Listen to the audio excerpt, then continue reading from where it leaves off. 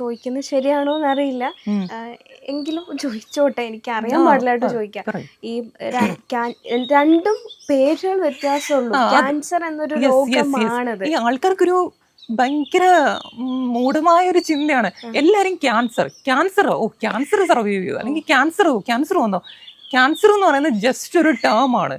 Cancer പലർക്കും പലതാണ്. എത്ര ടൈപ്പ് ഓഫ് ക്യാൻസർ ആണെന്ന് പറയും. ഈ ബ്ലഡ് ക്യാൻസർ ആണോ? ബ്ലഡ് ക്യാൻസർ തന്നെ 12 ടൈപ്പ് ഉണ്ട്. അത് ഓരോ ഏരിയയിലാണ്. നമ്മളുടെ ഓരോ ഭാഗത്തിന് ഓരോ അവയവങ്ങളെ ബാധിച്ചതിനനുസരിച്ചിരിക്കും, ഓരോ സ്റ്റേജിനനുസരിച്ചിരിക്കും. ഒരുപാട് ഫാക്ടർ ഉണ്ട്. ഇപ്പൊ എനിക്കിപ്പം തൈമോമ എന്ന് പറഞ്ഞൊരു ക്യാൻസർ തന്നെ പറയാം. ഇപ്പൊ ലങ്സില് ലങ് ക്യാൻസർ ആണോ? ലങ് ക്യാൻസർ വന്നാൽ തീർന്നു. അങ്ങനല്ല. ലങ്ങില് വന്നേക്കുന്ന ക്യാൻസർ എന്താണ്? ലങ്ങില് തൈമോമ വരാം, ലിംഫോമ വരാം, മൈലോമ വരാം. അങ്ങനെ പലതരം ക്യാൻസർ ഉണ്ട്. അപ്പോൾ ഓരോ ക്യാൻസറിനും ഓരോ പേരുണ്ട്. ആ ഓരോ ക്യാൻസറിനും ഓരോ ക്യാരക്ടേഴ്സ് ഉണ്ട്. ഏജ് ഒരു ഫാക്ടറാണ്, സ്റ്റേജ് ഒരു ഫാക്ടറാണ്. അപ്പം ലങ് ക്യാൻസർ വരുന്നതിലല്ല, അതിൽ നമ്മൾ ഓരോ ക്യാൻസറിനുള്ള മെഡിസിൻ, ട്രീറ്റ്മെന്റ്, പല കാര്യങ്ങളുണ്ട് അതിനകത്ത്. അപ്പോഴ് അതാണ് അത്. ക്യാൻസർ ആണല്ലോ. ഇപ്പം തൈമോമയാലും ലിംഫോമയാലും ക്യാൻസർ ആണല്ലോ. പക്ഷെ അങ്ങനെയാണെങ്കിൽ നമുക്ക് ട്രീറ്റ്മെന്റ്, ഇപ്പൊ എല്ലാരും പറയും ക്യാൻസറിന് മെഡിസിൻ കണ്ടുപിടിച്ചിരിക്കും. എന്ത് ക്യാൻസറിന് ആരും മെഡിസിൻ കണ്ടുപിടിച്ചു? എനിക്ക് ഇങ്ങനെയുള്ള വീഡിയോസ് കാണുമ്പം സത്യത്തിലൊരു വെഡിത്തമായിട്ടാണ് വന്നത്. ഏത് ക്യാൻസറിനാണ് മെഡിസിൻ? എല്ലാ ക്യാൻസറിനും ചില ക്യാൻസറിന് മെഡിസിൻ ഉണ്ട്, ചിലതിന് പല പുതിയ രീതിയിൽ അവള് മെഡിസിൻ കൊടുത്ത് ക്യൂർ ആക്കുന്നുണ്ട്. അല്ലാതെ ഏത് ക്യാൻസറിനാണ് ആരും മെഡിസിൻ കണ്ടുപിടിച്ചെന്നാണ് പറയുന്നത്. എനിക്ക് തോന്നുന്നു അതൊക്കെ ഒരു പൊട്ടത്തരമായിട്ടാണ് തോന്നുന്നത്. പലരും അത് കേട്ടോ ക്യാൻസറിന് അവിടെ മരുന്നുണ്ട്, ഇവിടെ മരുന്നുണ്ട്. അങ്ങനല്ല. നമ്മൾക്ക് ഓരോ പലതരം ക്യാൻസർ ഉണ്ട്. ഓരോ ക്യാൻസറിനും ഓരോ തരം ട്രീറ്റ്മെന്റ് ആണ്. അപ്പം ഇപ്പൊ എൻ്റെ ഒരു കേസ് തന്നെ പറയണം. ഇപ്പൊ എൻ്റെ ക്യാൻസർ ലങ്ങിലായിരുന്നല്ലോ. എൻ്റെ മിഡിയാസ്റ്റിനൽ ലോബ്സ്, എൻ്റെ തൈമസ്, എൻ്റെ ലങ്ങിലൊക്കെ ആയിരുന്നു എൻ്റെ ക്യാൻസർ. അപ്പം ഈ ഒരു തൈമോമ എന്നൊരു ക്യാൻസർ ആയിരുന്നെങ്കിൽ എനിക്ക് റേഡിയേഷൻ ആയിരുന്നു എൻ്റെ ട്രീറ്റ്മെന്റ്. ഓക്കെ. അപ്പൊ എൻ്റെ ക്യാൻസർ ഗ്രേ സോൺ ലിംഫോമയാണ്. അപ്പൊ എൻ്റെ ട്രീറ്റ്മെന്റ് എനിക്ക് 6 സൈക്കിൾ 36 കീമോതെറാപ്പിയാണ്. എനിക്ക് റേഡിയേഷൻ ഇല്ലായിരുന്നു. അപ്പൊ ആദ്യത്തെ ക്യാൻസർ ആണെങ്കിൽ എനിക്ക് റേഡിയേഷൻ മാത്രമേ ഉണ്ടായിരുന്നുള്ളൂ അവരുടെ പ്രൊസീജിയറിൽ. ആ റേഡിയേഷൻ ചെയ്യുമ്പോൾ ശരീരത്തിന് ഇത്ര വെയിറ്റ് വേണം, അതിനുള്ള കപ്പാസിറ്റി വേണം എന്നൊക്കെയുള്ള കുറെ സാധനങ്ങളുണ്ട്. അങ്ങനെയൊക്കെ ഉണ്ട്. നമുക്ക് അങ്ങനെ നമ്മൾക്ക് ആ സമയത്ത് നമ്മുടെ ബോഡി ഓക്കെ ആണെങ്കിൽ നമുക്ക് ട്രീറ്റ്മെന്റ് ചെയ്യും. അത്ര തന്നെ. പിന്നെ നമുക്ക് ക്യൂർ ആണല്ലോ. ശരീരത്തിന് ഇത്ര വെയിറ്റ് നോക്കിക്കൊണ്ടോ അങ്ങനെയൊന്നും ചെയ്യത്തില്ല. നമ്മൾ ആ സമയത്ത് വില്ലിംഗ് ആണ്. നമ്മളുടെ കൗണ്ടൊക്കെ ഒരുവിധം ഓക്കെ ആണെങ്കിൽ നമുക്ക് ചെയ്യും. ഈ പറയുന്ന HB, WBC, പ്ലേറ്റ്ലെറ്റ്, ഈ ഒരു സാധനങ്ങളൊക്കെ ഉണ്ടെങ്കിൽ ഇതാണ് നമുക്ക് ബ്ലഡ് ടെസ്റ്റിൽ മെയിനായിട്ട് നോക്കുന്ന 3 സാധനം. ഇതൊക്കെ ഏകദേശം ഉണ്ട്. നമ്മൾ ഹെൽത്ത് ഒരുവിധം ഓക്കെ ആണെങ്കിൽ നമുക്ക് ട്രീറ്റ്മെന്റ് സ്റ്റാർട്ട് ചെയ്യും. ഓക്കെ. മെഡിക്കൽ ട്രീറ്റ്മെന്റിനൊപ്പം വേണ്ട പ്രധാനപ്പെട്ട കാര്യമാണ് നമ്മുടെ മനോധൈര്യം, നമ്മുടെ ഫാമിലിയുടെ സപ്പോർട്ട്, നമ്മുടെ സുഹൃത്തുക്കളുടെ സപ്പോർട്ട്. ആ സമയത്ത് ഏറ്റവും കൂടുതൽ കൂടെ നിന്ന വ്യക്തി ആരായിരിക്കും?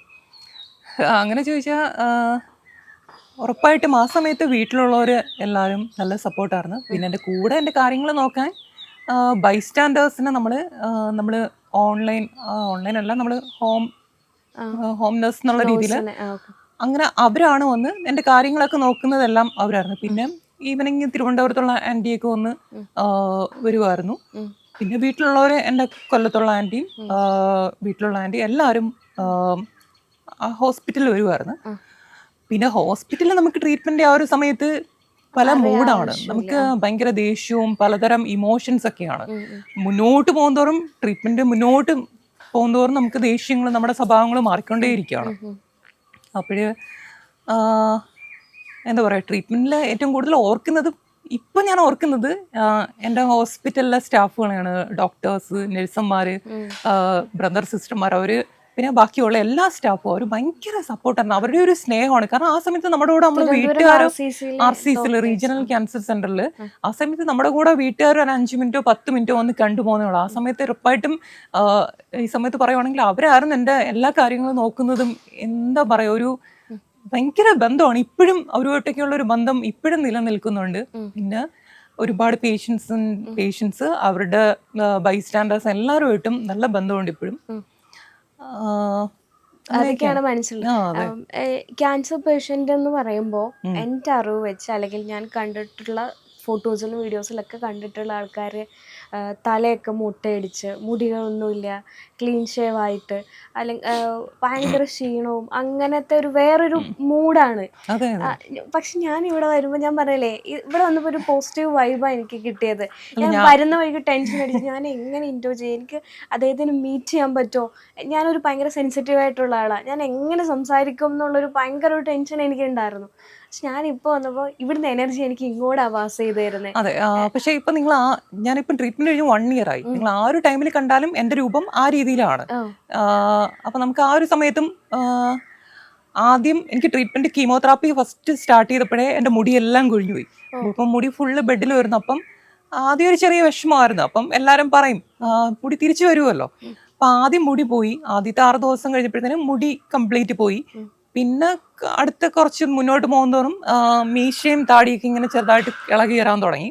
ബോഡിയിലെയും എല്ലാം ഇളകുന്നുണ്ട്. പിന്നെ അതെല്ലാം തനി ഇളകി അങ്ങ് പോയി. ഒന്നും ഷേവിങ്ങോ ഒന്നും ചെയ്തിട്ടില്ല. എല്ലാം തനിയെ പോയി. ഫുള്ളൊരു എൻ്റെ വീഡിയോസ് നോക്കി അറിയാം, ഒരു മെഴുകു രൂപമായി. അപ്പം കുറച്ചും കൂടി മുന്നോട്ട് പോയപ്പോഴത്തേന് പിരികം പോയി.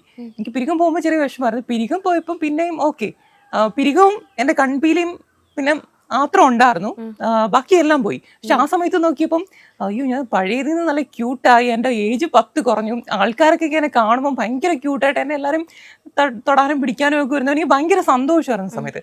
അപ്പം ഞാനും ആലോചിച്ചു, ഈശ്വരായി ഈ സൗന്ദര്യമൊക്കെ കൂടുന്നുണ്ടല്ലോ, നല്ല കൊച്ചു കുട്ടിയായാലോ, ഞാൻ തട്ടി പോകാനാണോ, പോക്കാണോ എന്നൊക്കെ അങ്ങനെ ഒരു ചിന്തയാണോ വന്നത്. അങ്ങനെ പെട്ടെന്നില്ലാത്തൊരു ലുക്ക് വന്നപ്പോഴത്തേനും ഞാൻ ഭയങ്കര ക്യൂട്ട് ഒരു കൊച്ചു പയ്യനായി. എൻ്റെ വെയിറ്റും സാധാരണ നോർമലി ക്യാൻസർ പേഷ്യൻസിന് വെയിറ്റ് ഡൗൺ ആവുകയാണ് ചെയ്യുന്നത്. പക്ഷെ എനിക്ക് നല്ല വെയിറ്റും കൂടുന്നുണ്ട്. 62 തുടങ്ങിയ അവസാനം ഞാൻ 80 അവസാനിച്ചത് ട്രീറ്റ്മെന്റ് തീർന്നപ്പോഴേ. അപ്പം എനിക്ക് ബോഡിയൊക്കെ ഞാൻ ഓക്കെ ആക്കി വെക്കുന്നുണ്ടായിരുന്നു. കാരണം എനിക്കറിയാം നമ്മൾ വെള്ളം ഇഷ്ടം പോലെ, ഈ കീമോതെറാപ്പി ചെയ്യുന്ന സമയത്ത് വെള്ളം ഇഷ്ടം പോലെ കുടിക്കണം. കാരണം അത് ചെയ്യുമ്പോൾ നമ്മളുടെ ഹാർട്ടിനും കിഡ്നി, ലിവർ എല്ലാത്തിനെയും പ്രശ്നമാക്കുന്ന മെഡിസിനാണ്. അപ്പം ഞാൻ വെള്ളം നിറയെ കുടിച്ച് നമ്മൾ ഡൈല്യൂട്ട് ചെയ്ത് തന്നെ പോകണം. അല്ലാതെ യൂറിൻ ഞാൻ അതുകൊണ്ട് ഒരു ദിവസം 6 ലിറ്ററും 5 ലിറ്ററിൽ കൂടുതൽ എങ്ങനെയാലും ഞാൻ കുടിക്കുമായിരുന്നു. ഫുഡ് ഞാൻ കഴിക്കുമായിരുന്നു. അവസാനമൊക്കെ നമ്മൾക്ക് കെമിക്കൽ കുടിക്കുന്നതിനും കെമിക്കൽ തിന്നുന്നതിനും ഒക്കെ ഉള്ളൊരു ഇതായിരുന്നു. പക്ഷെ നമ്മൾ തിന്നില്ലെങ്കിലും നമുക്കുള്ള ഹെൽത്തിന് അത് പ്രശ്നമാവുമെന്ന് എനിക്കറിയാം. കാരണം അടുത്ത് കിടക്കുന്നവരെയൊക്കെ മരിക്കുന്നത് കാണുന്നുണ്ട്. നല്ല കൂട്ടായിട്ട് നിന്നിട്ട് ആൾക്കാർ അപ്പുറത്തും ഇപ്പുറത്തും ഒക്കെ മരിക്കുന്നുണ്ട്. അങ്ങനെയൊക്കെ നമ്മൾ കാണുന്നതാണ്. അപ്പം എൻ്റെ സെയിം ക്യാൻസറിലുള്ളവരൊന്നും ഞാൻ രക്ഷപ്പെട്ട് കണ്ടിട്ടേ ഇല്ല, ലിംഫോമ ഒക്കെ വന്നിട്ട്. പിന്നെ കുറെ പേരും എന്താ പറഞ്ഞ മെഡിസിൻ മാത്രമല്ല, നമുക്ക് ആ സമയത്ത് ഞാൻ ആലോചിച്ചു, മാനസികമായിട്ടുള്ള കാര്യം കൊണ്ടാണ് നമ്മൾ രക്ഷപ്പെടാൻ പറ്റൂ. നമ്മൾക്ക് 50% ട്രീറ്റ്മെന്റും 50% നമ്മുടെ കയ്യിലാണ്. ബാക്കി നമ്മൾ നന്നായിട്ട് നിന്നില്ലെങ്കിൽ വലിയ പാടാണ്. കാരണം മരിക്കുന്നത് ഒരിക്കലും ക്യാൻസർ വന്നിട്ടല്ല, നമുക്ക് ആ സമയത്തുള്ളൊരു മാനസികാവസ്ഥ, ടെൻഷൻ, BP ഇതൊക്കെ വരിക. പിന്നെ അല്ലെങ്കിൽ ജസ്റ്റ് തട്ടലും മുട്ടലും ഒക്കെ വന്ന് പെട്ടെന്ന് നമുക്ക് ബ്ലഡ് ക്ലോട്ട് ആവുന്ന ഒരു അവസ്ഥയൊക്കെ വരും. പെട്ടെന്ന് നമുക്ക് അറ്റാക്ക് വരും, ബ്രെയിൻ അറ്റാക്ക്, ഹാർട്ട് അറ്റാക്ക്, ഇങ്ങനെയുള്ള കാര്യങ്ങളൊക്കെ പെട്ടെന്ന് വരും. നമുക്ക് ടെൻഷൻ ആവാതിരിക്കും. ടെൻഷൻ വന്നു കഴിഞ്ഞാൽ ആ സമയത്ത് നമുക്ക് ഒരു രക്ഷയില്ല, പോക്കാണ്. അപ്പം ടെൻഷൻ ആവാതെ പോസിറ്റീവായിട്ടിരുന്നാൽ മതി. വാട്സാപ്പ് വഴി ഇംഗ്ലീഷ് പഠിക്കാൻ ഇംഗ്ലീഷ് കഫേ ഉള്ളപ്പോൾ ഇംഗ്ലീഷ് ഒരു വിഷയമേ അല്ല. English cafe, we present you the perfect English. WhatsApp now 9633 888 575.